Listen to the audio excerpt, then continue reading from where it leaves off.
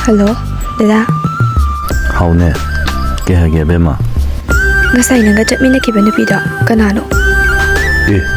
Karam kandana haisibo. Khangse na daba ka tong ko. Ai loina khang bazani ko. Dada nang ai na taba nupi atopa koibra. Koibra ba? Yam thuna hairo. Abema. Dada gyan tadre. Nang na haisi. Khangse na drese ngoba. Ngasay nang ga nok tana jat mina ki benupida. Adudu ne ina harise. Oh, ai gyan tare. Dada fazuna haigise. Adudine imanabagi machanupini. Ngasai dada na thaba halakpada thinala.